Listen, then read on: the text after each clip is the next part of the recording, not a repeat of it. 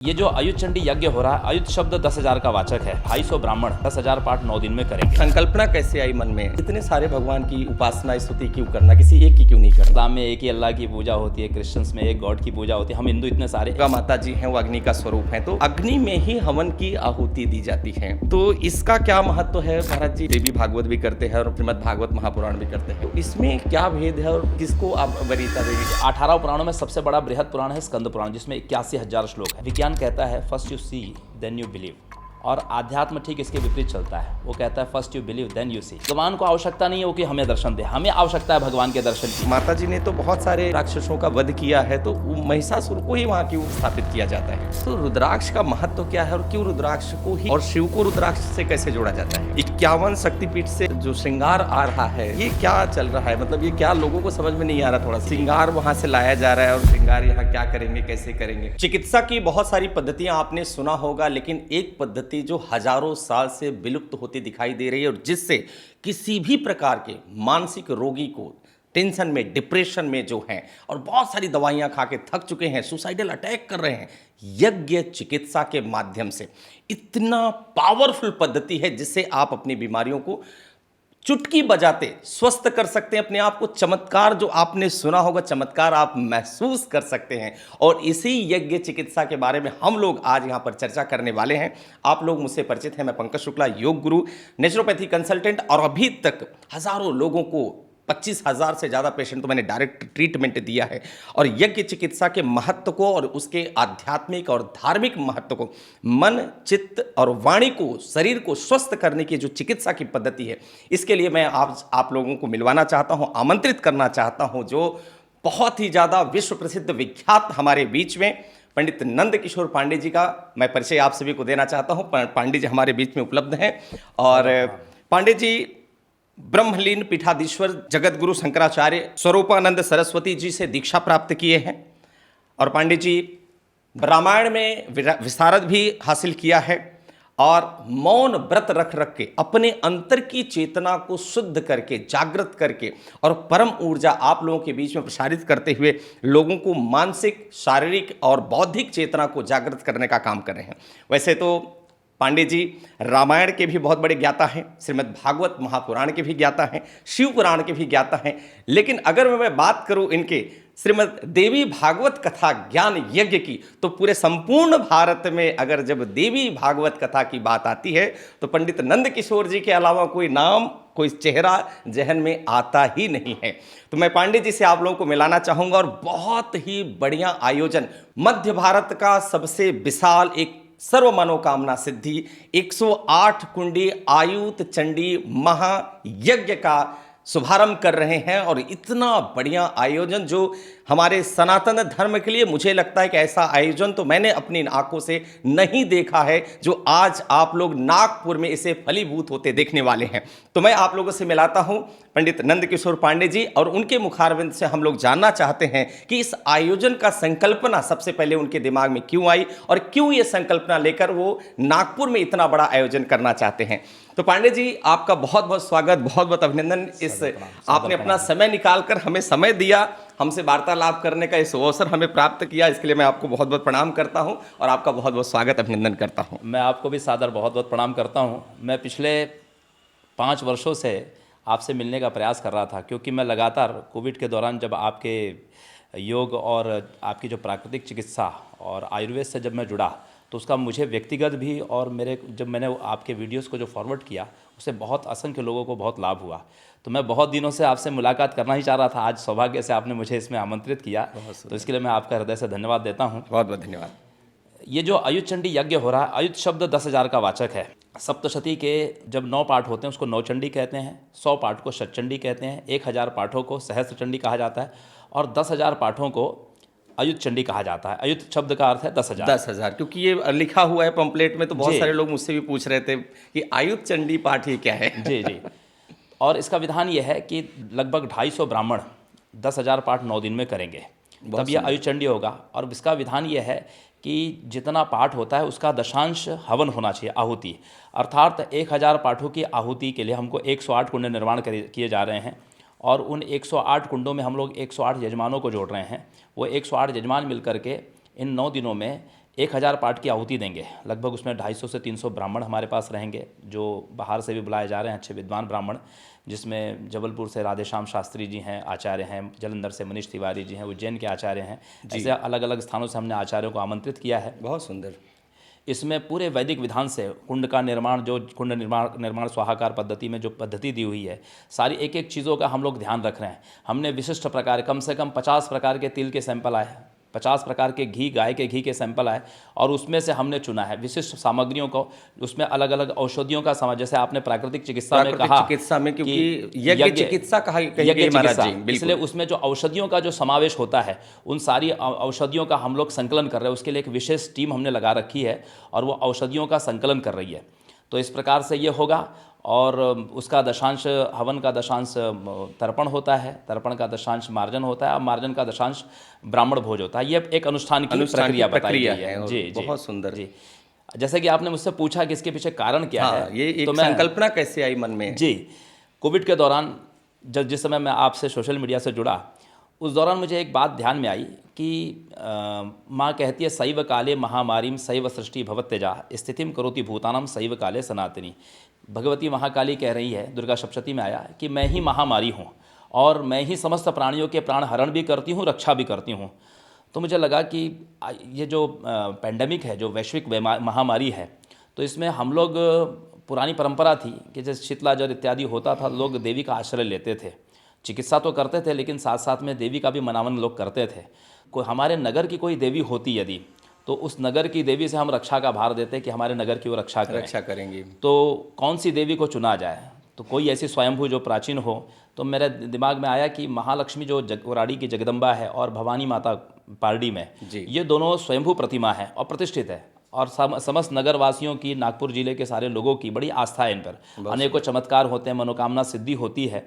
तो हमने सोचा कि इन दोनों देवी को, और बहुत सारे ऐसे लोग भी हैं कि मेरे पास में आते हैं, कथा में लोग बोलते हैं कि महाराज जी आप कुलदेवी की पूजा के लिए कहते हैं, लेकिन हमें तो कुलदेवी पता ही नहीं है अपनी कि हम लोग कहाँ से आए, आज 4-5 पीढ़ी बीत गई। तो हमने कहा कि इस यज्ञ के माध्यम से जिनको कुलदेवी उनकी पता नहीं है, उनकी कुल देवी के रूप में ये दोनों देवी को हम प्रतिष्ठित करेंगे। कोई भी एक देवी को वो अपनी कुल देवी, उसका एक संकल्प की प्रक्रिया होगी। उस संकल्प की प्रक्रिया के द्वारा हम इन दोनों देवियों में से किसी एक देवी को उस व्यक्ति के लिए कुल देवी के रूप में प्रतिष्ठित करेंगे, और इस यज्ञ के माध्यम से हम नागपुर शहर की नगर देवी के रूप में ये दोनों देवी को प्रतिष्ठित करने जा रहे हैं। और इस यज्ञ के बाद में, इस यज्ञ के दौरान हम लोग महालक्ष्मी कोराडी जो हैं और पारडी भवानी माता, ये दोनों देवियां हमारी नगर की देवी होंगी, और हम माँ से प्रार्थना करेंगे इस अनुष्ठान के माध्यम से कि हे माँ, अब ऐसी कोई विपत्ति जो आती हैं संसार में, चाहे जगत में, चाहे देश में, तो कम से कम हम नागपुर वासियों की रक्षा का भार हम आप पर ये देना चाहते हैं। दूसरा एक ये था कि मैंने जब सबसे पहली बार 2008 में एक सत्यनारायण कथा का हमने अनुष्ठान किया था, बहुत विशाल पैमाने पर दैनिक भास्कर के तत्वावधान में किया था। तो उसमें हमने संकल्प लिया था कि हम कन्या भ्रूण हत्या का विरोध करेंगे और समाज में जागृति लाएंगे।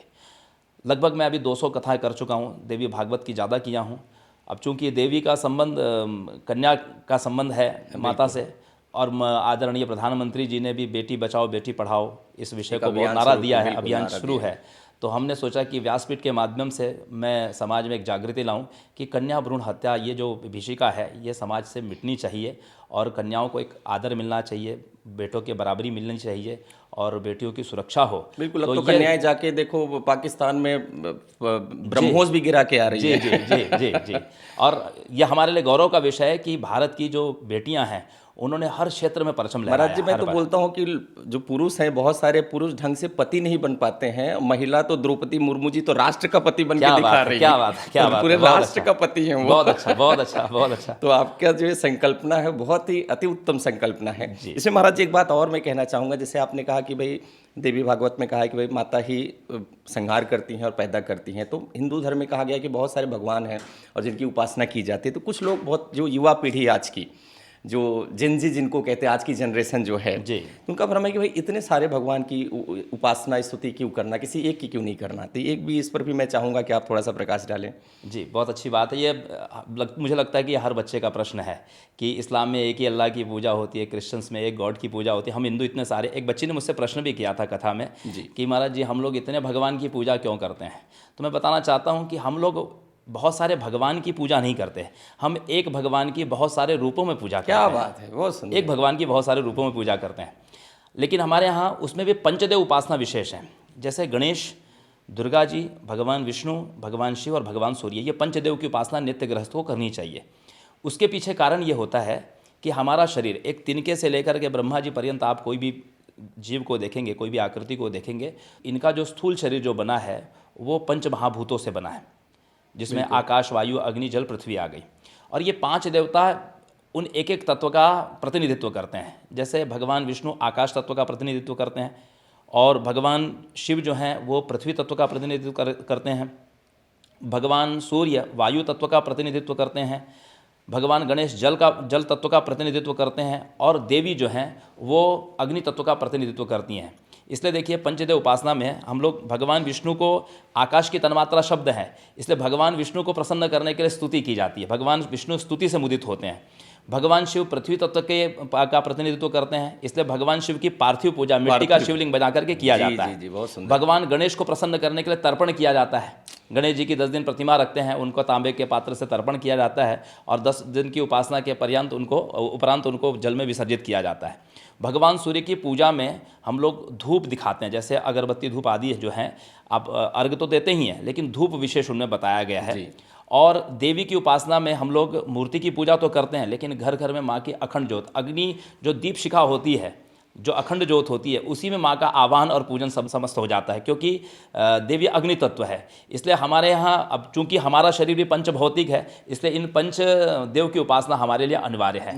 लेकिन इसमें हमारा एक इष्ट देवता हो सकता है, वो हम गुरु से दीक्षा लेते हैं, क्योंकि चाहे शरीर हमारा पंच महाभूतों से बना हो, लेकिन किसी एक तत्व की प्रधानता एक व्यक्ति में रहती है। तो जिस तत्व की प्रधानता है वो सामुद्रिक लक्षण से भी शरीर में पता चल जाता है। तो जिस तत्व की प्रधानता है उससे संबंधित हम देवता का मंत्र लेकर के उसको अपना इष्ट मान करके हम करते हैं। लेकिन नित्य उपासना में इन पंचदेव की उपासना प्रत्येक गृहस्थ को करनी चाहिए। क्या बात है, महाराज जी ने इतना बढ़िया बात बताई अभी कि हर व्यक्ति में किसी तत्व की प्रधानता होती है। हम कहते हैं वात पित्त कफ, जैसे आयुर्वेद में, चिकित्सा में, हम लोग नेचुरोपैथी में कहते हैं, तो किसी कोई वात प्रधान, कोई पित्त प्रधान, कोई कफ प्रधान है, तो उसको उस प्रकार की औषधि, उस प्रकार का योग या उस प्रकार का प्राणायाम बताया जाता है। जो हमारे शरीर में सप्त धातु है, रस, रक्त, मांस, मज्जा, अस्थि, स्नायु, वीर्य, तो सप्त धातु भी हर व्यक्ति में अलग अलग उसकी प्रधानता होती है।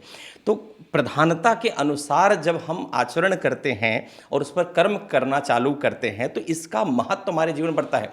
तो महाराज जी बताना चाहते हैं कि भाई हम सभी भगवान की पूजा करनी है, लेकिन जो पंच तत्व से शरीर बना है, पृथ्वी, जल, अग्नि, वायु और आकाश, ये पंच तत्व हिंदू, मुस्लिम, सिख, ईसाई कोई भी व्यक्ति हो, हर शरीर पंच तत्व से बना है। इसलिए जो सनातन में कहा गया है, ये सर्व सनातन सदा था, है और रहेगा, क्योंकि इसे कोई भी विज्ञान भी झुठला नहीं सकता। और ये पूरा शरीर वैज्ञानिक पद्धति से भी देखा जाए, आध्यात्मिक और धार्मिक पद्धति से भी देखा जाए, तो एकदम सटीक तरीके से हम इसी नेचर और सृष्टि का हिस्सा है। तो महाराज जी ने इतना बढ़िया इसका विवेचना किया है, तो इसके लिए मैं महाराज जी आपको बहुत बहुत धन्यवाद देना चाहूँगा। मतलब लोगों के भ्रम जो होंगे वो बिल्कुल आज मिट गए होंगे कि हम एक ही भगवान के अलग अलग रूपों की पूजा करते हैं। भगवान तो एक ही हैं, मतलब जैसे आप एक हैं, लेकिन आप किसी के पति भी हैं, किसी के पिता भी हैं, किसी के बेटी भी है, किसी के भाई है। तो कोई भाई बोलेगा तो ये थोड़ी ना कि आप अलग हो गए, आप तो एक ही हैं। तो इसी प्रकार से भगवान के अलग अलग रूपों की पूजा होती है। महाराज जी ने बहुत सुंदर बात कही। महाराज जी भी आप बात कर रहे थे कि जो दुर्गा माता जी हैं वो अग्नि का स्वरूप है, तो अग्नि में ही हवन की आहुति दी जाती है। तो इसका क्या महत्व है महाराज जी, इसको कैसे आप लोगों को बताना चाहेंगे? देखिए, एक बार ऐसे ही यज्ञ हो रहा था, तो यजमान का बालक आहुति दे रहा था, तो हमने कहा कि इसको बहुत अच्छे से प्रेम भाव से दीजिए, मन पवित्र करके। हमने कहा कि ये देवताओं का भोजन है जी। तो वो हंसने लगा कि भाई इतना सा ये मृगी मुद्रा से आहुति दे रहे हैं, इसने देवता का पेट कैसा भरेगा। तो हमने उसको उदाहरण दिया कि देखिए, एक मिर्च को आप खाइए, केवल आपका मुख तीखा होगा, और अग्नि में उसे एक मिर्च को डाल दीजिए, पूरा घर खांसने लगेगा, पूरा घर खांसने लगेगा। इसका अर्थ यह है कि अग्नि की जो दाहिका शक्ति है वो उस एक मिर्च की शक्ति को कई हजारों गुना बढ़ा देती है। यदि हमने एक 10 ग्राम की मुद्रा में भी, यदि 10 ग्राम की इसमें भी हमने आहुति दी, तो परिमाण में भी आहुति दी, तो अग्नि में वो शक्ति है, अग्नि में और स्वाहा देवी में, कि उसकी ऊर्जा को वो कई हजार गुना बढ़ा देते हैं। तो इतने से ग्रास से भी उस देवता का पेट भर सकता है। क्या बात है, इसलिए ये अग्नि में ही आहुति दी जाती है। ये महाराज जी भी आपने जो बताया कि भाई अग्नि में ही स्वाहा किया जाता है, अग्नि में स्वाहा शब्द का उच्चारण भी करते हैं, जी जी। तो उसका भी महत्व आप बताइए। मैं चाहता हूँ कि उस पर भी प्रकाश डालिए कि लोगों को समझ में आए। देखिए, जैसे हमारे यहाँ की एक डिपार्टमेंट है, पोस्टल डिपार्टमेंट। जैसे हम किसी को अपने संबंधी को पत्र लिखते हैं जी, तो पत्र लिख करके हमने अच्छे लिफाफे में डाल दिया उसको, और उसको लेटर बॉक्स में डाल दिया, तो वो गंतव्य तक नहीं पहुँचेगा। भले हमने पता लिखा हो, भले उसमें पता लिखा हो, लेकिन फिर भी वो नहीं जाएगा। उसका कारण यह है कि उस पत्र को ले जाने वाला एक डिपार्टमेंट है, तो इंडियन पोस्टल डिपार्टमेंट का जब टिकट उस पर स्टैंप लगा रहेगा तभी वो उस गंतव्य तक पहुँच जाएगा। जी, जी। तो देवताओं का एक डिपार्टमेंट है जिसमें स्वाहा देवी का काम ये है। 16 मातृकाओं में स्वाहा देवी हैं। तो ये स्वाहा देवी जिस भी देवता, वो जिस लोक में भी हैं, जहाँ भी वो देवता है, उस देवता तक उस आहुति को पहुँचाने का ये जो कार्य है, ये स्वाहा देवी का है। और ये स्वाहा देवी अग्नि की दाहिका शक्ति है, अग्नि की दाहिका शक्ति है। यदि हम उस देवता के साथ में ये प्रत्यय न जोड़ा जाए स्वाहा, तब तक उस देवता तक वो आहुति नहीं पहुँचेगी। इसलिए ब्राह्मण भी स्वाहा का उच्चारण करते हैं और प्रतिवचन में यजमान भी स्वाहा का उच्चारण करेगा। मान लीजिए ब्राह्मण ने किया है और यजमान ने आहुति देते समय स्वाहा उच्चारण नहीं किया, तो भी वो आहुति नहीं जाएगी। यजमान को भी प्रतिवचन में स्वाहा का उच्चारण करना पड़ेगा। और उसका भी एक नियम है कि न स्वाहा बोलने से पहले आहुति गिरे और न स्वाहा के बाद में गिरे। जैसे ओम दुम दुर्गा ये स्वाहा, स्वाहा के साथ में वो आहुति अग्नि में गिरनी चाहिए, उसी समय गिरनी चाहिए। उसका एक टाइम है। जैसे चाय में बिस्कुट का समय होता है ना, कि जैसे आपने चाय में बिस्कुट को डुबाया, ज़्यादा देर डुबो के रखा तो चाय में घुल जाएगी, और कम डुबोया तो मुंह में नहीं घुलेगी। तो ठीक उसी प्रकार स्वाहा का भी उच्चारण उस समय एकदम, उसमें एक सेकंड का भी त्रुटि नहीं होना चाहिए। यदि त्रुटि हो गई तो वो आहुति का कोई अर्थ नहीं रह जाएगा। महाराज जी, अभी आपने स्वाहा शब्द का बहुत अच्छा उल्लेख किया कि जब आप स्वाहा डालते हुए ही आहुति देना, क्योंकि सही एड्रेस, सही पते पर वो जाना चाहिए। एक माध्यम होना बहुत ज़रूरी है जीवन में हमारे। तो उसी प्रकार से वो स्वाहा भी देवताओं तक पहुँचे, उसकी ऊर्जा वहाँ तक पहुँचे, ताकि हमें देवता हमें पोषित करें। बिल्कुल। संसार के में जितने भी लोग हैं सभी का, क्योंकि मुझे लगता है कि अपना सनातन धर्म ही है जो सर्व धर्म संभाव की बात करता है, वसुधैव कुटुंबकम की बात करता है, और सर्वे भवन्तु सुखिनः की बात करता है। क्योंकि जब आप ये यज्ञ करने वाले हैं तो किसके सांस में जाएगा इसकी तो कोई एड्रेस नहीं है। वो हिंदू, मुस्लिम, सिख, ईसाई, बिल्कुल हर व्यक्ति, हर समाज, हर चराचर जीव में वो सांस जाने वाली है, तो सभी पोषित होने वाले हैं। तो बहुत उत्तम विचार आपने यहाँ पर रखा। इसमें एक महाराज एक प्रश्न है कि स्त्रियों को आहुति नहीं देनी चाहिए, जबकि कुछ आचार्य जी कहते हैं कि भाई उनको साथ में बैठकर आहुति करनी चाहिए, कुछ लोग कहते हैं नहीं करनी चाहिए। तो मैं चाहता हूँ प्लीज़ इस पर थोड़ा सा मार्गदर्शन देखने की कृपा करें। जी। देखिए, सबसे बड़ी बात तो यह है कि कई लोगों ने ऐसा कहा कि स्त्रियां उसके अनाधिकारी हैं। सबसे पहले मैं इस बात को स्पष्ट करना चाहता हूँ कि बिना पत्नी के यज्ञ, व्रत और दान, ये तीनों कृत्य स्त्री प्रधान कृत्य हैं। बहुत सुंदर। यज्ञ, व्रत और दान, पुरुष अकेला इन तीन अनुष्ठान को नहीं कर सकता। यज्ञ नहीं कर सकता, व्रत नहीं कर सकता और दान नहीं कर सकता। और आप देखेंगे सप्तपदी में भी जब कन्या के जो 7 वचन और पुरुष के पति के 5 वचन जो होते वर के, तो इसमें भी इस बात का उल्लेख हुआ है कि आप जो भी यज्ञ, व्रत, दान करेंगे उसमें आप मेरी सम्मति लेंगे। अब इसका प्रमाण यदि पूछेंगे कि इसका प्रमाण क्या है, तो मैं बताना चाहूँगा कि यज्ञ, व्रत और दान के समय पति के दाहिने भाग में स्त्री रहती है। घर में बैठी है तो बाएं बैठेगी, पाद प्रक्षालन के समय या उसका अभिषेक हो रहा है तो वो बाएं बैठेगी। लेकिन यज्ञ, व्रत और दान के समय स्त्री को, पत्नी को दाहिने बिठाया जाता है। दाहिने किसको हम बिठाते हैं? जो हमसे श्रेष्ठ हो। इसका अर्थ ये हो गया कि वो स्त्री प्रधान कृत्य हो गया। इसके प्रमाण देवी भागवत में प्रसंग आता है कि सुद्यो वैवस्वत मनु जब पुत्रेष्टि यज्ञ कर रहे थे, तो पुत्रेष्टि यज्ञ मतलब पुत्र की कामना से, तो उस समय उन्होंने पुत्र की कामना से संकल्प लिया। और श्राद्धदेव की जो पत्नी, जो वैवस्वत मनु जो हैं, उनकी जो पत्नी थी उनका नाम था श्रद्धा देवी। उनकी इच्छा थी कि कन्या हो। उन्होंने आचार्य से कहा कि मेरी इच्छा है कि कन्या हो। तो आचार्य को ये संकल्प लेना पड़ा कि कन्या ही हो। यद्यपि वशिष्ठ जी को बड़ा आश्चर्य हुआ कि मैंने पुत्रेष्टि यज्ञ की बात कही थी, फिर होता ने ऐसा क्यों किया? जो यजुर्वेद का आचार्य होता है उसको होता कहते हैं। तो उन्होंने जब पता किया उसका कारण, तो पता चला कि यजमान पत्नी ने संकल्प लिया था कि मुझे कन्या चाहिए और यज्ञ स्त्री प्रधान कृत्य है, इसलिए आचार्य को पत्नी की ही बात माननी पड़ी। बहुत सुंदर। इसलिए ये अब इसमें विषय आता है कि स्त्रियां आहुति क्यों न दें। सबसे पहले हम यज्ञ जो है ये एक वैज्ञानिक प्रक्रिया है। जैसे कि अभी आपने थोड़ी देर पहले प्राकृतिक चिकित्सा की बात की थी, तो ये वैज्ञानिक प्रक्रिया है। और संसार का जो सृजन हुआ है, शब्द आता है यज्ञेन यज्ञमय जंत देवाः, देवताओं ने या इस ब्रह्मा जी ने सबसे यज्ञ के द्वारा ही सारी सृष्टि का सृजन किया। यज्ञ के द्वारा ही सृष्टि का सृजन हुआ और देवताओं ने सबसे पहले परब्रह्म परमेश्वर की जो उपासना की वो यज्ञ के द्वारा ही की। यज्ञेन यज्ञमय जंत देवाः, इस प्रकार से उन्होंने यज्ञ से किया। तो ब्रह्मा जी ने सृष्टि का जो सृजन किया उस यज्ञ के द्वारा कैसे किया? उस यज्ञ में जो 3 मेखला होती है, ब्रह्मा विष्णु रुद्र, ये 3 गुण के प्रवर्तक हैं, सत्वगुण रजोगुण और तमोगुण।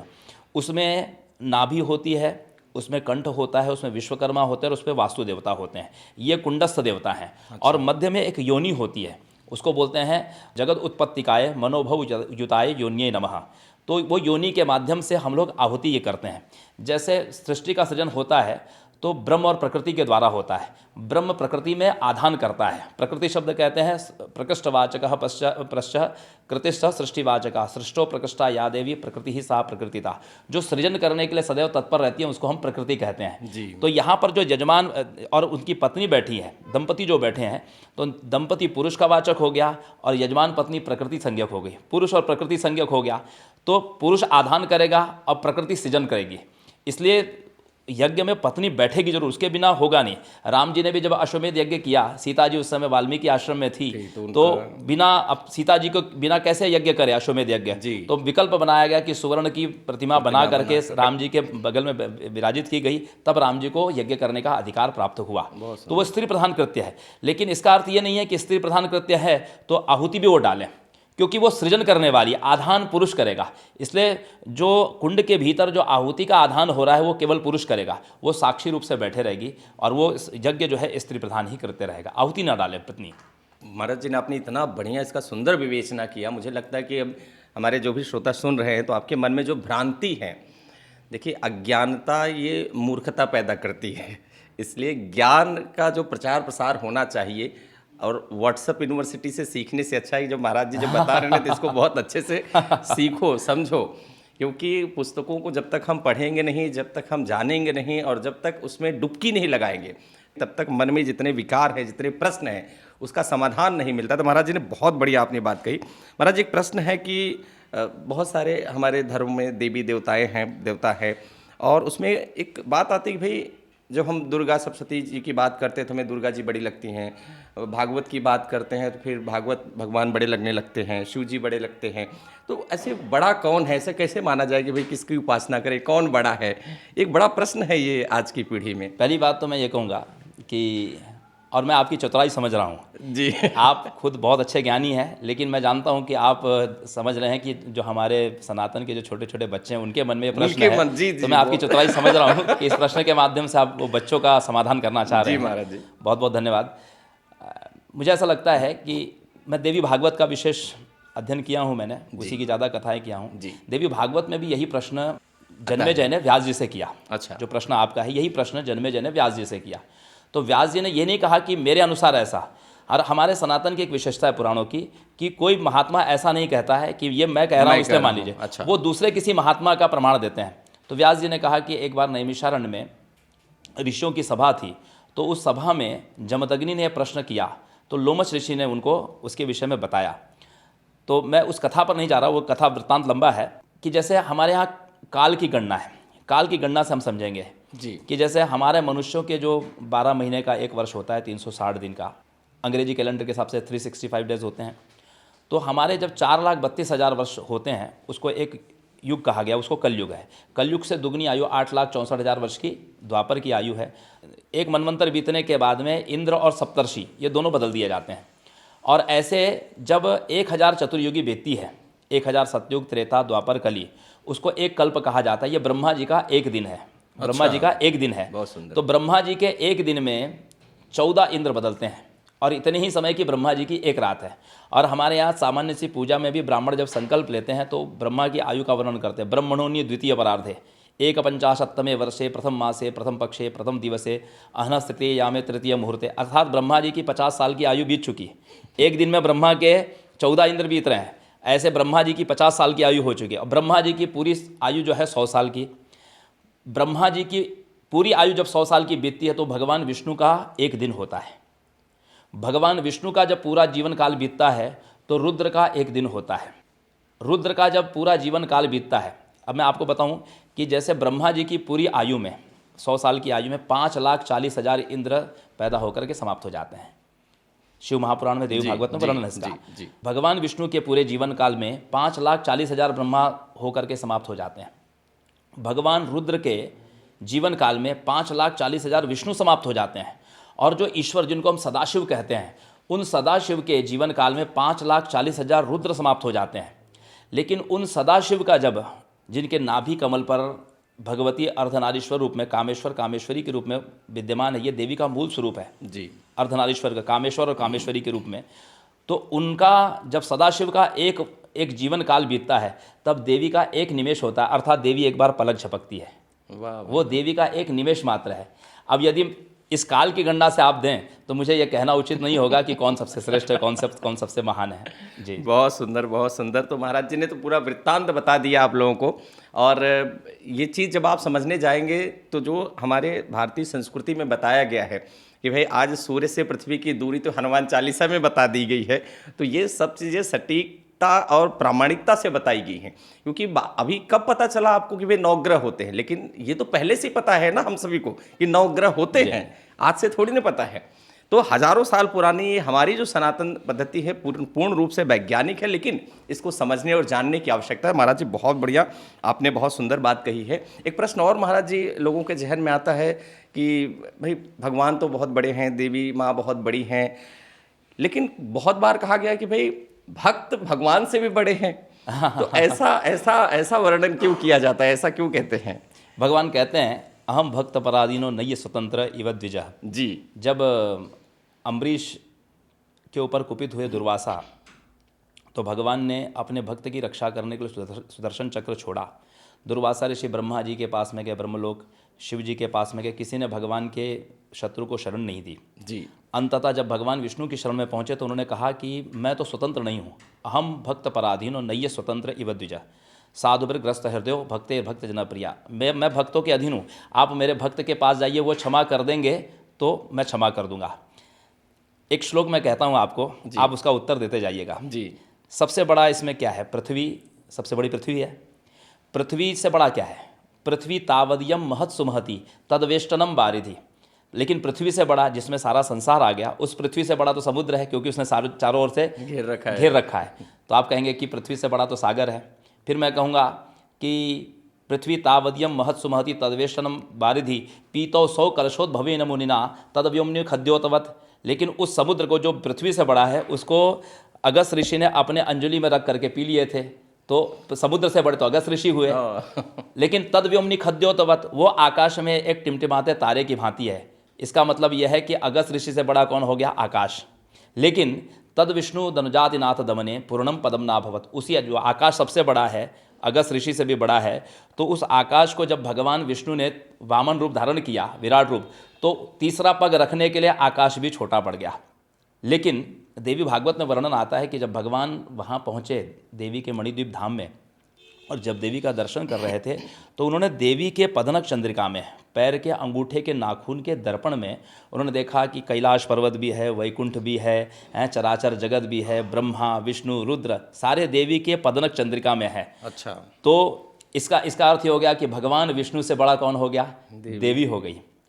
मैं आपसे पूछना चाहता हूँ, क्या आपको लगता है देवी सबसे बड़ी है? बिल्कुल, जगत की जननी है तो बड़ी है। हाँ, मैं एक चीज़ कहूँगा, लेकिन सा देव्या वसती त्वदीय हृदय तत्व महानत्र का। लेकिन वो देवी अपने भक्त के अधीन होकर के उसके छोटे से हृदय में पूरी समाहित हो जाती है, तो भक्त से बड़ा फिर कौन है बताइए? बहुत सुंदर, बहुत सुंदर, बहुत सुंदर। इतनी बड़ी बात मतलब महाराज जी ने समझा दी, बहुत सुंदर। अब माँ कहती है, मैं बात कहना चाहता हूँ, माँ कहती है नाहम वस, देवी भागवत में वर्णन है, नाहम वसामि कैलासे वैकुंठे वान करहिचित वसाम किम तुम ज्ञान हृदयाम भोज मध्य में। ना तो मैं वैकुंठ में रहती हूँ, ना तो मैं कैलाश में रहती हूँ, मैं तो अपने ज्ञानी भक्त के हृदय में ही रहती हूँ। अर्थात तो वो देवी भक्त के छोटे से हृदय में पूरी की पूरी समाहित हो जाती है। जो भक्त है संसार में, वो भगवान से भी बड़ा है। बहुत बढ़िया। तो भक्त जो है वो भगवान से बड़ा, क्योंकि आपकी आस्था ने देवी को वशीभूत कर लिया है।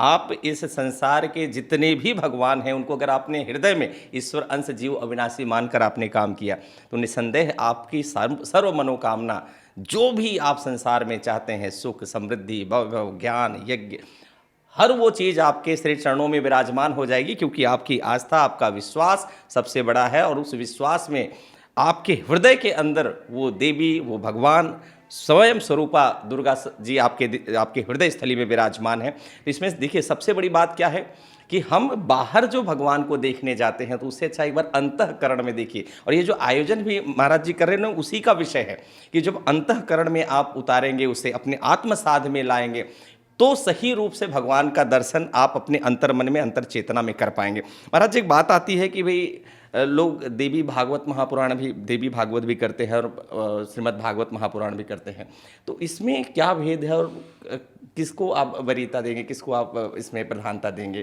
क्या इसमें आपका कहना है, मैं जानना चाहता हूँ इसमें। देखिए बहुत अच्छी बात है। पुराण भागवत और देवी भागवत में अंतर कुछ विशेष नहीं है, क्योंकि दोनों में भागवत शब्द लगा है। दोनों में 18,000 श्लोक है, केवल अध्यायों का अंतर है। श्रीमद् भागवत में 335 अध्याय है, देवी भागवत में 318 अध्याय है जी। दोनों में 12 स्कंद है और दोनों में ही 18,000 श्लोक है।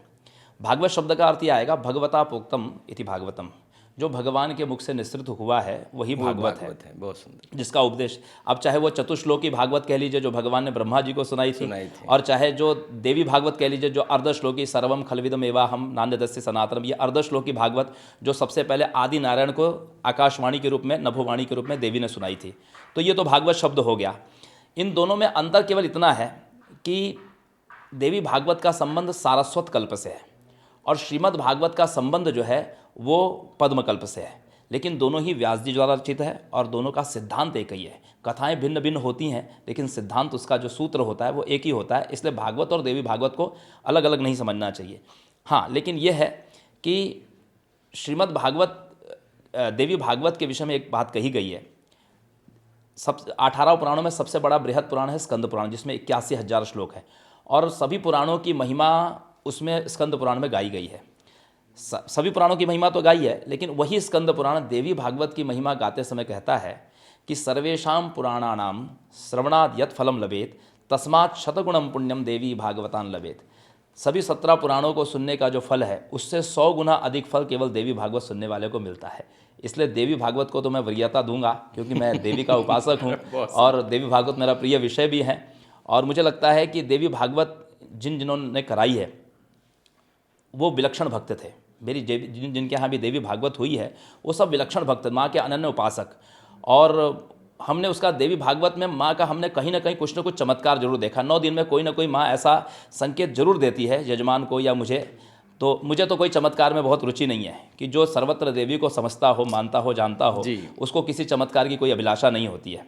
चमत्कार यही है कि उसी की कृपा से श्वासें चल रही, इससे बड़ा और क्या चमत्कार हो सकता है। सही बात है। हमको पता नहीं है कि अगले सेकंड क्या होने वाला है, इतने दिनों से सब कुछ चल रहा है, तो ये माँ की इससे बड़ा और क्या चमत्कार हो सकता है। लेकिन फिर भी सांसारिक लोगों के लिए यदि जो लोग चमत्कार पर विश्वास करते हैं तो मैं बताना चाहता हूँ कि देवी भागवत के 9 दिन के अनुष्ठान हमने देखा है कि कोई ना कोई माँ एक संकेत अवश्य देती है किसी न किसी रूप में कि मैं हूँ और मेरा प्रवेश यहाँ पर हुआ है। इसलिए मैं देवी भागवत को श्रेष्ठ मानता हूँ। बहुत सुंदर। महाराज जी ने बहुत अच्छे से बताया कि देवी भागवत किस प्रकार से आपकी सर्व मनोकामना सिद्धि, जिसको चमत्कार मतलब जो आपकी कल्पना में है वो पूर्ण हो जाए, वही चमत्कार है। वही है, बहुत अच्छी बात। और आपकी कल्पना आपके विश्वास से, और विश्वासम फलदायकम है, और वही विश्वास ही वो दुर्गा माँ है, वही वो विष्णु भगवान है और जो आपके हृदय स्थली में विराजमान है। लेकिन विश्वास पूर्ण होना चाहिए। इसमें जब कम ज़्यादा महाराज जी हो जाता है ना तो विश्वास समाप्त हो जाता है। जब आप जांचने और परखने के उद्देश्य से कुछ करते हैं तो कुछ होता नहीं है। इसलिए जांचने परखने से अच्छा है कि पूर्ण रूप से विश्वास करके जब अपने कर्म करेंगे भगवान को समर्पित मानकर। मैं महाराज जी हमेशा अपने प्राकृतिक चिकित्सा में भी लोगों को कहता हूँ कि सब कुछ खुद करने का प्रयास मत करो, कुछ छोड़ दो ईश्वर के ऊपर। बिल्कुल। जो चराचर जीव जंतु चला रहा है, करोड़ों लोगों को जीव पेट भर रहा है, इतनी बड़ी सृष्टि चला रहा है, उसके पास इतनी बड़ी सृष्टि का प्लानिंग है, तो उसके लिए आपके लिए भी कुछ नियोजन होगा ना। बिल्कुल बिल्कुल। तो क्यों हम सब कुछ करना चाहते हैं? कर्मण्येवाधिकारस्ते मा फलेषु कदाचन। कर्म कर दो, फल जो मिलना है मिलेगा। भाई गैस जला दिए, अब उस पर हमने पानी रख दिया, अब उसको बार बार चेक करें उबला कि नहीं, पानी उबल रहा है कि नहीं, पानी उबल रहा है, ये मूर्खतापूर्ण है। गैस है, आँच है, विश्वास है, कर्म है, तो पानी तो उबल ही जाएगा। तो ये महाराज जी जो आपने बात कही, 2 बातें मैं क्षमा चाह रहा हूँ बीच में। नहीं प्लीज। 2 बातें हैं। विज्ञान कहता है first you see then you believe, पहले देखो फिर विश्वास करो। और आध्यात्म ठीक इसके विपरीत चलता है, वो कहता है first you believe then you see, पहले विश्वास करो और फिर उसके बाद में तुम उसका दर्शन करो। भगवान को आवश्यकता नहीं है वो कि हमें दर्शन दे, हमें आवश्यकता है भगवान के दर्शन की। इसलिए हमारी आवश्यकता ये है कि हम पहले उस पर विश्वास करें, क्योंकि हमें उसकी आवश्यकता है, हमें विश्वास करना पड़ेगा। होता यह है कि जब अब मान लीजिए विश्वास तो हर जगह है। आप उत्तराखंड में बद्रीनाथ की यात्रा करने जा रहे हैं, बस में आप बढ़िया से बैठे हैं, गाना खा रहे हैं, गाना गा रहे हैं, भोजन कर रहे हैं, फल खा रहे हैं और हेडफोन लगा करके आप गाने सुन रहे हैं और ड्राइवर चला रहा है, तो आपने ड्राइवर पर अंधा विश्वास किया है ना पूरा, वो हमको बद्रीनाथ का दर्शन कराएगा। और कहीं यदि मान लीजिए थोड़ी सी स्टीयरिंग टेढ़ी हो जाए और आप खाई के नीचे चले जाए, इसका मतलब आप उस पर विश्वास करके बैठे हैं। आप नाई की दुकान में जाते हैं, नाई ने बढ़िया से कपड़ा लगा दिया आपके गले में और रेडियो चालू कर दिया और चमचमाता उस तरह लेकर के आपके गाल पर चला रहा है, आप उस पर विश्वास करके बैठे हैं। ऐसा भी तो हो सकता है कि वो गाल पे ना चला के गले पे चला दे, वहाँ भी तो आप विश्वास कर रहे हैं, वो भी तो अंधविश्वास है। अंधविश्वास हर जगह है। हम में से हर कोई व्यक्ति अपने पिता को पिता कहता है, लेकिन हम में से किसी भी व्यक्ति ने कभी डीएनए टेस्ट नहीं कराया। बहुत सुंदर। हमने हमारी माँ ने कहा कि चाहे दुनिया पूरी कह दे कि वो तुम्हारा पिता है, लेकिन हम अपनी माँ पर विश्वास करते हैं कि माँ ने कहा बेटा ये तुम्हारे पिता हैं, इनको प्रणाम करो, और हम उनको प्रणाम करते हैं, दुनिया का हर व्यक्ति। तो हमने माँ पर अंधा विश्वास किया कि नहीं? बिल्कुल। हमने तो माँ से नहीं कहा कि हम डीएनए टेस्ट कराएंगे उसके बाद ही अपने पिता को पिता कहेंगे। तो विश्वास तो अंधा ही होता है। बिल्कुल, बहुत सुंदर। हर जगह प्रमाण नहीं हो सकता, हर जगह आप क्यों क्यों क्यों, ये करने से क्या लाभ, वो क्यों करे, वो क्यों करे, इससे व्यक्ति को शांति और उद्देश्य की प्राप्ति नहीं हो सकती।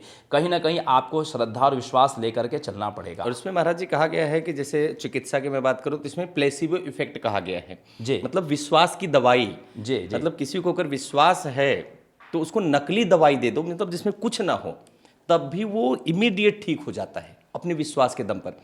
किसी का विश्वास है कि मैं कहीं जाके माथा टेक लूँ तो ठीक हो जाऊंगा, 100%, मतलब 4th स्टेज के कैंसर तक महाराज जी ठीक हो गए हैं। पुराणों में लिखा है, जो आपने बात कही अभी, देवे तीर्थे द्विजे मंत्रे दैवज्ञे भेषजे गुरो यादृशिर भावना इससे सिद्धिर भवती तादृशी। देवता में, तीर्थ में, मंत्र में, ज्योतिषी में, ब्राह्मण में, औषधि में और गुरु में, इन सातों में जिसका जैसा विश्वास होगा उसको वैसा रिजल्ट मिलेगा, वैसा फल मिलेगा। बहुत सुंदर बात अभी महाराज जी ने आखिरी में कह दी। महाराज जी अभी एक इसमें जब दुर्गा माता जी की पूजा होती है तो उसमें महिषासुर की भी साथ में प्रतिमा रहती है, तो उसका भी एक प्रकार से पूजन ही हो रहा है भाई। जो आरती अगरबत्ती लग रही है सब, तो उनका भी पूजन उसमें लिया जा रहा है। तो मैं जानना चाहता हूँ भाई, माता जी ने तो बहुत सारे राक्षसों का वध किया है, तो महिषासुर को ही वहाँ क्यों स्थापित किया जाता है? जी जी, इसमें कालिका पुराण में और देवी भागवत पुराण में और देवी पुराण में महिषासुर वध का प्रसंग है जी। महिषासुर का माँ ने 3 कल्पों में वध किया है। प्रथम कल्प में जब महिषासुर उत्पन्न हुआ तो उसने कात्यायन ऋषि के रौद्राक्ष नाम के एक शिष्य थे, वो तपस्या कर रहे थे। तो महिषासुर ने उनकी तपस्या भंग करने के लिए स्त्री का रूप धारण करके उसको मोहित किया जी। तो रौद्राक्ष ऋषि की तपस्या भंग हो गई, स्त्री के काम में मोहित हो गए। और जब ये बात जब कात्यायन ऋषि को पता चली तो उन्होंने श्राप दिया कि तेरा वध स्त्री ही करेगी। तो उन कात्यायन ऋषि की कन्या बन करके भगवती कात्यायनी नाम से विख्यात हुई। और उस समय वो कात्यायनी जो थी वो 10 भुजा वाली थी। उस कल्प में माँ ने महिषासुर का वध किया। अब चूंकि महिषासुर को ये बात ज्ञात था कि मेरा वध स्त्री ही करेगी तभी मेरा उद्धार होगा।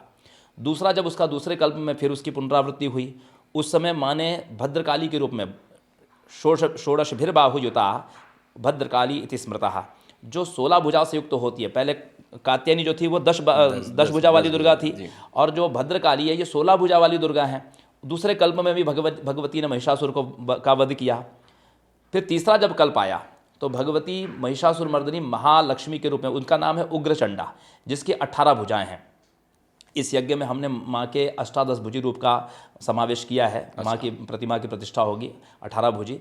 तो जो 18 भुजी जो महिषासुर मर्दिनी है उनको हम उग्रचंडा कहते हैं जी। और जब उग्रचंडा ने जब महिषासुर का वध किया स्त्री रूप से, देखिए ये बात को जब वो जानता था कि स्त्री के द्वारा ही मेरा वध होगा, तो उसने ब्रह्मा जी से यही वर मांगा कि न देवान दैत्यान मनुष्यानाम मरणम में पितामह पुरुषान न च मे मृत्यु योषा माम का हनिष्यसि। हे ब्रह्मन, मेरा किसी भी देवता दानव मानव के द्वारा या किसी भी पुरुष जाति के द्वारा मेरा वध न हो, मुझे स्त्री का भय नहीं है। वो जानता था कि स्त्री रूप में ही मेरा वध होना है।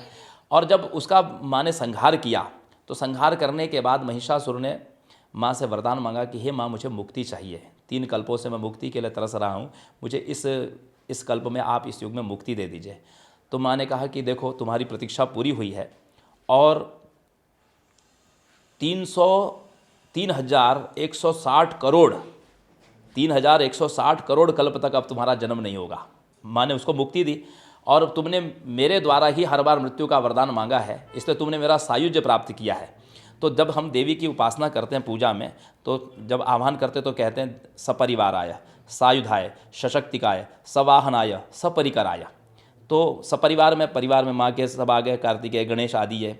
फिर सायुधाय, तो माँ के जो 18 भुजा में जो आयुध है, अक्षस्त्रक, परशुम, गदे, शुकुलशम, पद्मम, धनुष, कुंडिकाम, दंडम, शक्तिम, असीम, चचर्म, जलजम, घंटाम, सुराभाजनम, शूलम, पास, सुदर्शन, चदत्तिम, हस्ते, प्रसन्नानाम, से वैसैरिम वर्धिनी मिहमहम लक्ष्मीम सरोजस्ताम। माँ के 18 भुजाओं में ये 18 आयुध है। उन आयुधों की भी पूजा होती है। हम लोग विजयादशमी के दिन शस्त्र पूजा करते हैं, माँ के उन आयुधों की पूजा करते हैं। सवाहनाय, तो माँ का वाहन है सिंह की पूजा होगी। और जब परिकर कहना है तो परिकर में माँ के महिषासुर भी आ जाता है, क्योंकि उसने देवी का सायुज्य प्राप्त किया है। तो महिषासुर की भी पूजा करना आवश्यक है। अब माँ ने ये कहा है कि मेरी पूजा के समय जो तुम्हारी पूजा नहीं करेगा तो मैं उसकी पूजा स्वीकार नहीं करूँगी। अच्छा, बहुत सुंदर। ये माँ की बड़ी कृपा है कि वो लालने ताड़ने मातर कारुण्यम यथारभके तद्वदेव जगन माता नियंत्रा गुण दोषयो। माता अपने बच्चे को चाहे पिटाई करे चाहे प्यार करे, दोनों ही स्थिति में उसकी करुणा अपने बच्चे पे कम नहीं होती। उसी प्रकार चाहे देवता हों चाहे असुर हों, असुर देवताओं पर अनुग्रह कर रही हैं और असुरों का संहार कर रही हैं, लेकिन दोनों में ही, दोनों के प्रति माँ में कारुण्य भाव ही है। तो जगत नियंत्रा गुण तद्वदेव जगन मातर नियंत्रा गुण दोषयो। इस प्रकृति के संतुलन को बनाने के लिए कभी असुरों का संहार कर रही, कभी देवताओं पर अनुग्रह कर रही है। कलयुग में तो कभी कभी अधर्मियों का भी प्रादुर्भाव हो जाता है। तो ये जगत को बैलेंस करने के लिए ही जगदम्बा ऐसा करती है। तो इसी प्रकार महिषासुर को माँ ने अपना सायुज्य प्रदान करके पूजा का स्थान दिया। बहुत सुंदर, बहुत सुंदर। महाराज जी, एक प्रश्न है कि रुद्राक्ष कि अब जो अनुष्ठान होने जा रहा है उसमें रुद्राक्ष का शिवलिंग की पूजा करने वाले हैं। जी जी जी। रुद्राक्ष वितरण करने की भी बात है। जी जी। तो रुद्राक्ष का महत्व क्या है और क्यों रुद्राक्ष को ही इतना प्रधानता दी जाती है? जी जी। और शिव को रुद्राक्ष से कैसे जोड़ा जाता है? जी, बहुत अच्छी बात है। अंधकास त्रिपुरासुर का वध करने के लिए शिवजी ने 1000 वर्ष तक खुली आंखों से तपस्या की, अघोरास्त्र की प्राप्ति के लिए। उस समय जो शिवजी के अश्रु बिंदु जो गिरे, उनसे रुद्राक्ष की उत्पत्ति हुई। और आप तो स्वयं भी, मैंने आपके वीडियोस भी देखे हैं इसमें, कि आप रुद्राक्ष के विषय में भी आपने बहुत अच्छा विज्ञान बताया है। तो जैसे हमारे यहाँ मणि मंत्र औषधि की बात होती है, अभी तो कई नए नए उपाय लोग बताने लगे हैं, सोशल मीडिया एक्टिव जैसे हुआ है तो, लेकिन पौराणिक महत्व में मणि मंत्र और औषधि 3 ही उपाय है। चाहे आप ग्रह से पीड़ित हों, चाहे भूत प्रेत बाधा से पीड़ित हो, चाहे किसी भी, ये 3 ही प्रयोग है, मणि मंत्र औषधि। तो मणियों में रुद्राक्ष को भी लिया जाता है। रुद्राक्ष जो एक से लेकर 14 मुखी तक होते हैं, और रंग में भी ये श्वेत और पीत और कृष्ण, ये 3 वर्ण के रुद्राक्ष होते हैं। तो ये शिवजी का अश्रु बिंदु है, इसको शिवजी का प्रतीक चिन्ह मान करके, शिवजी का इसमें अंश है मान करके इसको धारण किया जाता है। और रुद्राक्ष को सिद्धि करने की वैसे आवश्यकता नहीं है, लेकिन चूंकि लोगों की भावना है कि सिद्ध हो, तो हम लोग इस यज्ञ में रुद्राक्ष जो है 12 ज्योतिर्लिंगों में चढ़ा करके लगभग 1.25 लाख रुद्राक्ष एकत्रित कर रहे हैं। और वो एकत्रित हो चुका है। अच्छा, 1.25 लाख। अब इन 1.25 लाख रुद्राक्षों से हम लोग 12 अलग अलग ज्योतिर्लिंग बनाएंगे। और लोगों को ये बात पता चलनी चाहिए ना कि भाई ये कहाँ से आया। ऐसा तो नहीं कि बाजार से ला करके, तो लोगों के प्रामाणिकता के लिए हम लोग उसको प्रतिदिन अभिषेक करेंगे। अभिषेक करने के बाद में ये अंतिम के 26 तारीख को जो है इसका वितरण नागपुर वासियों को किया जाएगा, सभी भक्तों को। लेकिन ये 8 दिन तक लगातार सिद्ध होंगे रुद्राभिषेक की प्रक्रिया के द्वारा। इसमें साथ साथ में हम लोग पारद शिवलिंग को भी अभिषेक करने जा रहे हैं, उसको भी सिद्ध करके। क्योंकि जो शिवलिंग होते हैं, जैसे पार्थिव लिंग है, रत्नलिंग है, पत्थर का लिंग होते हैं, कई प्रकार के लिंग का वर्णन शिव महापुराण में दिया है। लेकिन शिवजी शिव महापुराण में कहते हैं पारद शिवलिंग की पूजा का फल वो है जो ज्योतिर्लिंग की पूजा का फल है। इसको रसलिंग कहा गया है। तो रसलिंग की पूजा में का सबसे अधिक महत्व, जो हम लोग घर में पारद शिवलिंग की जो पूजा करते हैं, शिव महापुराण में वर्णन है कि जो ज्योतिर्लिंग की पूजा का जो फल है वो केवल वो इस पूजा से प्राप्त हो जाता है, पारद शिवलिंग से।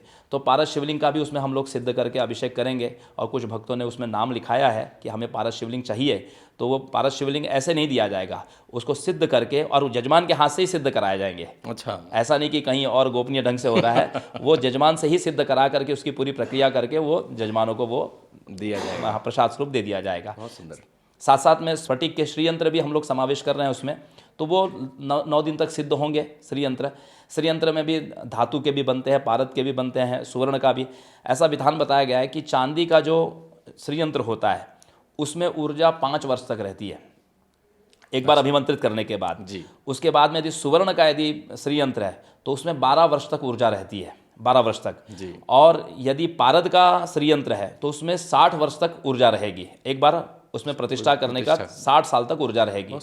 और जो स्फटिक का श्रीयंत्र रहेगा उसमें 100 साल तक के लिए ऊर्जा रहती है। एक बार यदि आपने स्फटिक श्रीयंत्र को अभिमंत्रित कर दिया, प्राण प्रतिष्ठित कर दिया, तो 100 साल के लिए उसके लिए वो उसमें वैलिड हो जाएगा। तो इसलिए हम लोग स्फटिक और पारद के भी कुछ श्रीयंत्र का समावेश उसमें कर रहे हैं। कुछ लोगों ने उसके लिए नाम लिखाया है। इसके पहले भी हमारा जब 21 कुंडी विंध्याचल में यज्ञ हुआ था तो उसमें वो श्री विद्या यज्ञ था, तो उसमें हमने भक्तों को श्रीयंत्र सिद्ध उन्हीं के हाथ से करवा के 9 दिन तक कुंड का यजमान बना करके उनको वो भेंट स्वरूप दिया था। बहुत सुंदर महाराज जी, बहुत बढ़िया बात महाराज जी ने बताई। और लोगों को 1.25 लाख रुद्राक्ष का वितरण जो नागपुर में आप कर रहे हैं, तो ये मुझे लगता है कि जो हिंदू सनातन धर्म से जुड़े हुए प्रेमी हैं तो उनके लिए एक बहुत अद्भुत बात है।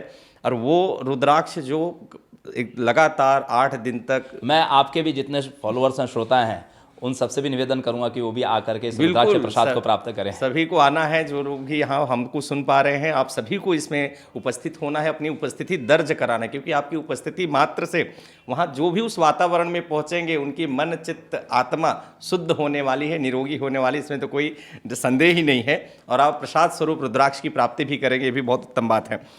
अब महाराज जी एक बात तो यहाँ पर आ रही है कि 51 शक्तिपीठ से जो श्रृंगार आ रहा है जी। और ये क्या चल रहा है, मतलब ये क्या लोगों को समझ में नहीं आ रहा थोड़ा सा कि श्रृंगार वहाँ से लाया जा रहा है और श्रृंगार यहाँ क्या करेंगे, कैसे करेंगे। तो महाराज जी इस पर मैं चाहूँगा कि थोड़ा सा, और जल भी अलग अलग तीर्थों से बुलाया जा रहा है नागपुर। मुझे नहीं लगता कि इस तरीके का मैं कहीं सुना हूँ या बहुत जाना हूँ, जैसे श्रृंगार ला के और शक्तिपीठों से और कुछ आयोजन किया जाए। जी। तो ये संकल्पना क्या है महाराज जी इसके पीछे? सबसे पहला तो ये है कि हमारा जो भारतवर्ष है, जो नाम है भारत, कर्मयोगी भरत महाराज जो थे, जिन्होंने 133 यज्ञ किए थे, तो ये जो 133 यज्ञ जो हुए थे, बड़े बड़े यज्ञ है। इसमें यज्ञ में एक मशनार क्रिया होती है जिसमें 14 लाख हाथी का दान करने वाले एकमात्र महाराज भरत थे, जिनके नाम से इस राष्ट्र का नाम भारत पड़ा, अजनाभ वर्ष का नाम भारत पड़ा जी। तो उन्होंने यमुनोत्री से लेकर प्रयाग तक करीब करीब 78 यज्ञ किए, और गंगोत्री से लेकर गंगा सागर पर्यंत किनारे किनारे, गंगा के किनारे इन्होंने लगभग 55 यज्ञ किए। ऐसे 133 यज्ञ किए। अब चूंकि करने के लिए तो यह है कि किसी पवित्र नदी के तट पर यज्ञ किया जाए, और यज्ञ में भारत की जितनी भी प्रमुख नदियां हैं, नदियां पवित्र वो मानी जाती है जिसका समुद्र से संगम होता है, उन नदियों को पवित्र नदी माना गया है। तो अब चूंकि हम नदी के तट पर नहीं जा सकते, पूरे नागपुर वासियों को लेकर के नहीं जा सकते, तो हमने निश्चय किया कि नदियों को ही यहीं आमंत्रित किया जाए, और ये नदियों का जल हम यहाँ पर एकत्रित कर रहे हैं। भारतवर्ष की सभी जितनी प्रमुख नदियाँ हैं लगभग सब हो ही चुका है, और जो शेष जल राशि बचेगी वो सब हम लोग लगभग करीब करीब 15,000 लीटर 20,000 लीटर हम लोग नर्मदा जी का जल लाने वाले हैं। तो जितने कलश और पूजा पाठ में प्रयोग होगा वो कॉरपोरेशन का जल नहीं होगा, ये सब तीर्थों का जल का ही समावेश होगा। कलश यात्रा में 1008 महिलाएं उस मांगलिक कलश को लेकर के चलेंगी, और उसके बाद वो कलश का जो जल रहेगा वो सभी तीर्थों का जल एक साथ एकत्रित हो जाएगा, और उस जल को हम लोग कुछ बोतल में भर करके भी प्रसाद स्वरूप लोगों को देने वाले हैं। तो इस प्रकार से नागपुर शहर में भारतवर्ष की समस्त प्रमुख नदियों का यहाँ पर समावेश हो। हम तीर्थों को बुला करके नागपुर को पवित्र करना चाह रहे हैं, ये अनुष्ठान की प्रक्रिया भी है। जी। दूसरा कि देवी के 51 शक्तिपीठ है, आपने कथा सुनी है कि सती के अंग जहाँ जहाँ गिरे अंगर आभूषण, वहाँ पर शक्तिपीठों का निर्माण हुआ। जी। तो जैसे हनुमान जी जब सीता जी से मिलने के लिए गए तो भगवान ने अपना एक आभूषण निकाल करके दिया, ये मुद्रिका, राम नाम अंकित अति सुंदर। तो सीता जी को बड़ी प्रसन्नता हुई कि प्रभु की एक चिन्हारी आई है, और हनुमान जी जब वापस जाने लगे तो उन्होंने माता जी से कहा, माँ तुम मोहि दीजिए को चिन्ह, जैसे रघुनायक मोहि दीना, जैसे राम जी ने मुझे कोई चिन्हारी दी थी वैसे आप भी कोई चिन्ह दीजिए। तो चूड़ामणि उतार तब दे हूँ, तो सीता जी ने चूड़ामणि उतार करके दी। तो ये जो वस्तुएं थी, दोनों के आभूषण जो थे, ये एक दूसरे को प्रसन्न करने वाले थे, और एक दूसरे की समावेश का, प्रेम का ये सूचक थे। तो अब शक्तिपीठों से हम माँ को कैसे आमंत्रित करें, तो शक्तिपीठों से माँ को हम आमंत्रित करने के लिए माँ को हमने श्रृंगार के रूप में आमंत्रित किया है कि वहाँ पर माँ को श्रृंगार की सामग्री है, जैसे सिंदूर है, बिंदी है, महावर है और भी चूड़ियाँ हैं, आदि आदि श्रृंगार की सामग्री वहाँ पर माँ को शक्तिपीठ में अर्पण की गई है कि हे माँ, ये आपके समस्त शक्तिपीठों का दर्शन तो नागपुर का हर सामान्य व्यक्ति नहीं कर सकता, लेकिन ये श्रृंगार जो प्रसाद है आपका, ये इस श्रृंगार के रूप में आप स्वयं एक अंश के रूप में चलिए और ये प्रसाद हम भक्तों को निःशुल्क बांटने वाले हैं। और इसमें कोई वीआईपी ट्रीटमेंट नहीं होगा, जो पहले आएगा वही पाएगा। इसके लिए कोई वीआईपी प्रोटोकॉल नहीं है, कोई पास नहीं है और कोई टिकट नहीं है, कुछ नहीं। जो पहले आए उसको वो, हर जन सामान्य व्यक्ति को रुद्राक्ष और हर जन सामान्य व्यक्ति को जल, हर जन सामान्य व्यक्ति को श्रृंगार का प्रसाद दिया जाएगा। उसमें कोई वीआईपी ट्रीटमेंट नहीं है, क्या बात है, किसी विशेष नहीं। जो पहले आएगा वो पाएगा, ये नियम है। बहुत बढ़िया महाराज जी ने बहुत बढ़िया एक तो बात जो कही कि उसके दरबार में कौन छोटा कौन बड़ा, उसके दरबार में सब समान है। तो ये जो बातें महाराज जी ने कही कि बहुत अच्छी बात महाराज जी ने वहाँ पर रखी गई है। और जो नागपुर में समस्त 51 शक्तिपीठों का आयोजन, मतलब उनको लाना, माँ को लाना, तो ये नागपुर वासियों के लिए बड़ा गौरव का विषय है। और जो महाराज जी ने शुरू में कहा एक बात कि नागपुर की जो अधिष्ठात्री दुर्गा माता हैं, कोराडे की माता और भवानी माता हैं, तो ये हमारे लिए एक रक्षा कवच के रूप में जो स्थापित कर रहे हैं और हमारे जहन में, हमारे मन में, और हमें पूजन करने के लिए एक संकल्प दे रहे हैं हमें कि कुछ भी समस्या हमारे लिए आती है तो माता जी हमारे लिए खड़ी हैं। और ये जो विश्वास है ये बहुत बड़ी बात है।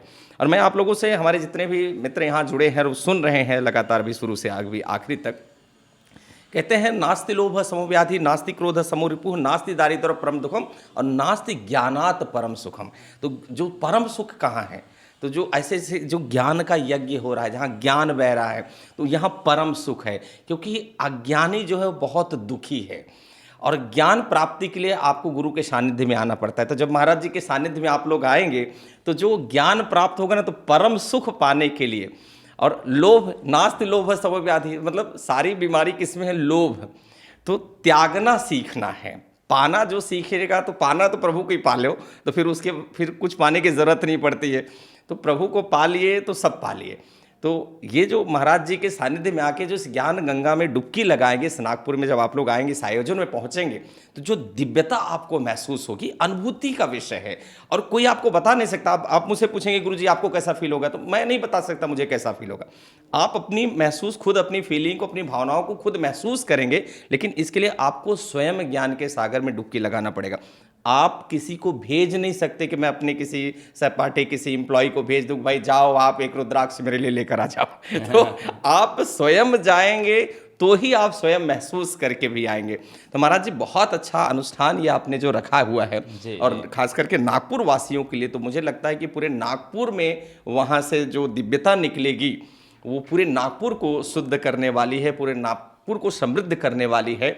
और जो भी आपके मन में विचार हैं, भाव हैं, उस भाव को लेकर आइए और यहीं से आकलन कीजिए। आपका व्यापार रुका हुआ है, व्यवसाय में तकलीफ है, आपके स्वास्थ्य में समस्या है, पारिवारिक समस्या है, एक बार विश्वास के साथ आकर देखिए। और जब आप उसका परिणाम मिलेगा तो निस्संदेह आप माता के चरणों में नतमस्तक जरूर हो जाएंगे। महाराज जी, आखिरी में मैं चाहता हूँ कि आप क्या संदेश देना चाहते हैं लोगों को आवाहन करने के लिए, कि कैसे लोग यहाँ पर आएँ और किस प्रक्रिया में आएँ, क्या पहन कर आएँ, कुछ आखिरी संदेश मैं चाहता हूँ, प्लीज़ आप जी अवश्य बताएं। देखिए, हमारे यहाँ नियम है, जब हम बच्चे छोटे थे, स्कूल जब जाते थे, तब भी एक यूनिफॉर्म होता था जी। जैसे सेना के, पुलिस के जो जवान होते हैं उनका एक अपना यूनिफॉर्म होता है, मेडिकल कॉलेज के जो स्टूडेंट होते हैं उनका एक वाइट कोट होता है जी। जो वकालत करते हैं, हर जगह यूनिफॉर्म का महत्व है। वो यूनिफॉर्म बताता है कि ये व्यक्ति ऑथेंटिक व्यक्ति है, उस डिपार्टमेंट से जुड़ा व्यक्ति है जी। तो चूंकि ये बताना कोई आवश्यक नहीं है कि सनातनियों के कुछ चिन्ह होते हैं, जिनका यज्ञोपवीत हुआ है वो यज्ञोपवीत धारण करे, धोती अनिवार्य है, लाल पीली सफ़ेद जो भी धोती पहने, और मस्तक पर तिलक हो, ताकि वो व्यक्ति दिखे वो सनातनी है। बहुत सुंदर। और बिना धोती के यज्ञशाला में किसी को प्रवेश है नहीं, बिना इसके। और कोई यदि एक दिन का यदि यजमान बनना चाहे तो हम लोग उसको धोती इत्यादि भी उपलब्ध कराएंगे, और पूरे प्रोटोकॉल के साथ में, शुचिता के साथ में, पवित्रीकरण से लेकर के तिलक धारण से लेकर के शिखा बंधन न्यास आदि सब प्रक्रिया करा के ही उसको आहुति में संलग्न करेंगे। क्योंकि ये कोई कमर्शियल अनुष्ठान है नहीं कि कहीं से हमको धन जमा करना है, ये तो नागपुर के लिए है। और नागपुर ही क्यों, मैं कहना चाहता हूँ कि हमारा जो ब्रह्मांड है, यूनिवर्स, उसमें 14 भुवन है। नीचे के अतल, वितल, सुतल, तलातल, महातल, रसातल और पाताल, ये 7 अधोलोक हो गए। और भूलोक, भूवरलोक, स्वरलोक, महरलोक, जनलोक, तपलोक, सत्यलोक, ब्रह्मलोक, ये 14 भुवन में आप देखेंगे कि पृथ्वी जो है वो सेंटर है। पृथ्वी जो है सेंटर, इसमें मैंने गीत बनाया है, वो आपको मैं सुनाऊंगा। तो ये पृथ्वी सेंटर हो गया, पूरे ब्रह्मांड में सेंटर हो गया पृथ्वी। उसके बाद में अब पृथ्वी में, चूंकि पृथ्वी गोल है तो उसका सेंटर कोई भी हो सकता है, तो हम भारत को सेंटर मान ले उसको। जैसे गोल गेंद में आप कहीं भी सुई रखेंगे तो उसका सेंटर कहलाएगा, तो भारत को आप सेंटर मान लीजिए। अब भारत का सेंटर क्या है, तो भारत का सेंटर 0 माइल नागपुर है। नागपुर है, बहुत। तो इसका मतलब ये है कि यदि नागपुर में हम कोई सात्विक ऊर्जा को यदि प्रसारित कर रहे हैं तो वो ऊर्जा पूरे ब्रह्मांड में व्याप्त होने वाली है। तो ये पूरा ये कार्यक्रम केवल नागपुर का नहीं है। यदि भगवती यहाँ विराजमान हो रही हैं तो भगवती का जो आभा मंडल है, कहते हैं भगवान शिव का जो आभा मंडल है, जो उनका ऑरा है, वो लगभग 1,68 करोड़ किलोमीटर तक जाता है, शिव जी का आभा मंडल। और जहाँ भगवती जिसके एक दिन में असंख्य शिव प्रकट होकर के समाप्त हो जा रहे हैं, यदि वो भगवती वहाँ पर विराजमान हो गई तो ऊर्जा पूरे ब्रह्मांड में जाएगी। भले उसका हमें फीडबैक नहीं मिलेगा, किसी लोग से हमें भले कोई फीडबैक मानवीय रूप में ना मिले, लेकिन वो ऊर्जा प्रसारित तो होने वाली है। तो इस समय नागपुर जो है पूरी ब्रह्मांडीय ऊर्जा का केंद्र बनने जा रहा है इस यज्ञ के माध्यम से। तो मैं आपके समस्त फॉलोअर्स और श्रोताओं को, और मैं चूँकि स्वयं भी आपका फॉलोअर हूँ, मैं बहुत आपके सारे वीडियो को बड़े गंभीरता से देखता हूँ। और एक चोरी और बताना चाहता हूँ मैं आपको, आपके जो उपाय होते हैं वो मैंने कई बार कथा में भी कहे हैं और जन सामान्य को भी बताए हैं, और मुझे बहुत अच्छे, क्योंकि आपके जितने भी उपाय हैं वो बहुत प्रामाणिक होते हैं। क्योंकि इस समय तो सोशल मीडिया पे बहुत सारे रील, जिसको नहीं उसको देखिए वो सब रील बना रहे हैं, लेकिन आपका जो अध्ययन है वो मैंने देखा है कि वो बहुत गूढ़ अध्ययन है इस विषय में। और जो चीज़ें आप कह रहे हैं वो बहुत प्रामाणिक है, उसको मैंने प्रयोग करके देखा है, और उसको कई बार मैंने ग्रंथों में भी शोध किया। तो जैसा आपने बताया है, अष्टांग हृदयम आदि जो ग्रंथ हैं उन सब में वैसा ही मुझे प्रमाण मिला है। तो मेरा अपने आप, जब मुझे पता चला कि आपका ये पिछले 5 सालों में कि ये आपका प्रामाणिक वीडियो है, तो मैंने तुरंत सबसे पहले फॉलो किया। मैंने कहा कि प्रामाणिक चीज़ों की तलाश है। वैसे मैं और ज़्यादा वीडियोस नहीं देखता हूँ, लेकिन चूँकि आपके आयुर्वेद और योग पर जो है, आपने मुझे एक बार मुद्राओं के विषय में बताया था, एक कार्यक्रम में हमारी भेंट हुई थी, तो आपने मुद्राओं के विषय में बताया था, और मैं हमेशा आपकी बताई हुई मुद्राओं का प्रयोग करता हूँ, सब आपकी बताई हुई मुद्राओं का। तो भले आप इस समय मुझे ज्ञानी कह रहे हैं, लेकिन मेरी दृष्टि में आप बहुत बड़े ज्ञानी हैं। महाराज जी बहुत बहुत धन्यवाद। महाराज जी मैं ये जानना चाहता हूँ कि भाई जब आयोजन शुरू होगा तो कब से होगा, क्या टाइमिंग रहेगा, कैसा समापन, एक बार आपके मुखारबिंद से मैं अपने जनता जनार्दन को बताना चाहता हूँ। जी, कार्यक्रम नवरात्रि, माघ का जो नवरात्र है उसको सारस्वत नवरात्र कहते हैं। जी, आश्विने मधुमासे तपोमासे शुचो तथा चतुर्ष नवरात्रेषु विशेषात फलदायका। देवी के अनुष्ठान के लिए नवरात्र विशेष फलदायी बताए गए हैं जी। जिसमें आश्विन का जो नवरात्र है शरद ऋतु में आता है, उसको शारदीय नवरात्र कहते हैं। चैत्र का जो नवरात्र है वो मधुमास में आता है, इसलिए उसको वासंती नवरात्र कहते हैं। और आषाढ़ का जो नवरात्र है उसको तपोमास कहते हैं, उसको गुप्त नवरात्र कहा जाता है, आषाढ़ का जो नवरात्र है। और ये जो माघ का जो नवरात्र है इसमें वसंत पंचमी आती है, इसको सारस्वत नवरात्र कहा जाता है। तो इसमें हम लोग करने जा रहे हैं वो 19 से शुरू हो रहा है, 19 से लेकर के 27 जनवरी 2026। हाँ, 19 से लेकर 27 तक। लेकिन अब हमको दशविध स्नान, प्रायश्चित आदि ये प्रयोग करने हैं, साथ साथ में शोभा यात्रा, एक भव्य कलश यात्रा निकलनी है। तो चूंकि उस दिन 19 तारीख को हमारे पास समय नहीं है, इसलिए हम लोग एक दिन पहले 18 तारीख को कर रहे हैं। अच्छा। तो इसके अब आप इसको ऐसा मान सकते हैं कि 18 से लेकर 27 तक ये यज्ञ है, और प्रामाणिक रूप से 19 से ही शुरू हो रहा है। लेकिन एक भव्य कलश यात्रा जिसमें सभी नगरवासियों का मैं आह्वान कर रहा हूं, तो उस कलश यात्रा में भी शामिल हो जाए। और अंबाझरी तालाब में दशविध स्नान के लिए हम सारे यजमानों को एकत्रित करेंगे, और वहाँ पर ये सब कार्य संपन्न करके 18 को ये कोरम पूरा हो जाए। 18 तारीख को फिर कितने बजे से रहेगा और क्या? 18 तारीख को 9 से लेकर 11:30 अंबाझरी में दशविध स्नान होगा। उसके बाद में 12 बजे से लेकर के, तो जितना समय लगे 12 से 2 या 3 बजे तक, वो गिट्टी खदान चौक से निकल करके कलश यात्रा कथास्थल जिसका नाम हमने मणिद्वीप धाम दिया है, चोपड़े लॉन, अवस्थी चौक, नागपुर। अवस्थी चौक नागपुर के पास, ज्वाला माता मंदिर के पास। जी, ज्वाला माता मंदिर के पास में। तो और ये ज्वाला माता की कृपा ऐसी है, मेरी पहली देवी भागवत भी वहीं हुई थी। और ये सबसे बड़ी विशेष बात यह है कि ये मेरी 9वीं देवी भागवत वहाँ होने जा रही है। ये नवी देवी भागवत होने जा रही है, इसलिए मैंने इसको और बृहद रूप दे दिया है। तो ये वहाँ पर होगा, 18 से लेकर 27 तक ये अनुष्ठान होगा। इसमें जो सुबह की प्रक्रिया है, जिसमें 8 से लेकर के 12 तक, जिसमें पाठ करेंगे ब्राह्मण, पाठ के साथ साथ में आहुति का क्रम होगा। उसके बाद में फिर और कुछ छोटे मोटे कार्यक्रम चलते रहेंगे, और द्वितीय सत्र में 4 बजे से लेकर के 7 बजे तक जो है कथा का, देवी भागवत का आयोजन होगा। और 4 से 7 में इसका लाइव प्रसारण संस्कार शुभ चैनल पर, और हाँ डी लाइव संस्कार चैनल पर इसका होगा, रात्रि में प्रसारण होगा। तो मैं आपके माध्यम से पूरे बिल्कुल। इसमें एक चीज़ और महाराज जी मैं जानना चाहता हूँ आखिरी में कि अगर कोई जजमान बनना चाहे या जी। कुछ उसमें आना चाहता है तो किस प्रकार से जुड़ सकता है, उसकी क्या प्रक्रिया है और किस जी ये कृष्णार्पण सेवा फाउंडेशन और मेरे साथ में और भी 2-3 मंडल इसमें संलग्न हुए हैं। साकार फाउंडेशन है जी चोपड़े जी का, और कर्तव्य फाउंडेशन है ये शैलेश पांडे जी का, और ज्वाला माता मंडल, ये ऐसे संस्थाओं को भी हमने समावेश किया है। और मैं कहता हूं कि जो भी जुड़ना चाहे सबके लिए द्वार खुले हैं, और कोई तन से जुड़े, कोई मन से जुड़े, कोई धन से जुड़े, कोई अन्न से जुड़े, जैसा भी जो लोग जुड़ना चाहते हैं द्वार सबके लिए खुले, किसी के लिए कोई मनाही नहीं है, और सब लोग आएँ इसमें। और कुछ नंबर भी उसमें नंबर यहाँ पर पत्रिकाओं वगैरह में सब जगह जो दिया गया है। जी तो नंबर पे संपर्क करके भी लोग संलग्न हो सकते हैं इसमें, और सबके लिए ये खुला हुआ है। और मैं कहता हूँ कि सबके लिए कि आपका इसमें आना आवश्यक है, बाकी और चीज़ें आवश्यक नहीं है, आप आइए केवल बस। महाराज जी ने आखिर में बहुत बड़ी बात कह दी कि आना आवश्यक है, सबसे बड़ी बात ये है।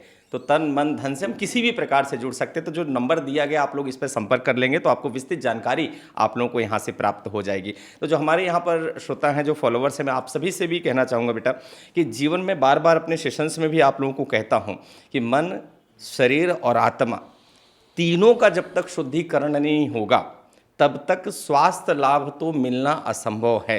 कोई भी धन, कोई भी वैभव, कोई भी संपत्ति, कोई भी गाड़ी, कोई भी बंगला आपको स्वास्थ्य और नींद नहीं दे सकता है। इसके लिए अपने आत्मा का शुद्धिकरण बहुत जरूरी है। और ये जो अनुष्ठान नागपुर में हो रहा है, ये आपके मन, वाणी और आत्मा को शुद्ध करने का अनुष्ठान है।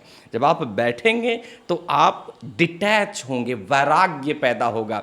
तो जो आसक्तियों से हम लोग घिरे हुए हैं, जो राग द्वेष हमारे शरीर में विराजमान है, तो ये जो 60 रिपु हमारे शरीर में है, जो विषादी हम लोग घिरे हुए, तो जब विरक्ति, जब परमात्मा से जुड़ते हैं तो विरक्ति आती है, तो हमें पूरा ब्रह्मांड का एक अंश मात्र हम अपने आप को महसूस करते हैं। तो जब विरक्ति आएगी सब मोह खत्म होगा, मोह खत्म होगा तो परमानंद, आप एक माध्यम बन जाएंगे। मैं माता नहीं हूँ, मैं पिता नहीं हूँ, मैं तो एक माध्यम मात्र हूँ, तो परमात्मा। लेकिन ये जोड़ने का जो भाव है, तो जो महाराज जी के उस, जब देवी भागवत आप 18 तारीख से 19 तारीख से जब प्रारंभ हो जाएगा, 27 तारीख तक चलेगा, जब आप उसमें बैठेंगे, जब श्रवण पान करेंगे, तब वो शब्द एक एक आपके मन मस्तिष्क को शुद्ध करने का काम करेगा। जो मन में विकार भरे हुए हैं, कुछ विकार व्हाट्सएप से जा रहे हैं, फोन से जा रहे हैं, वीडियो से जा रहे हैं, लोगों से जा रहे हैं, तो उन विकारों का शुद्धिकरण करना चाहते हैं तो एक बहुत ही बढ़िया आयोजन आपके लिए किया जा रहा है। और इसमें आपको कुछ नहीं करना, बस आना है।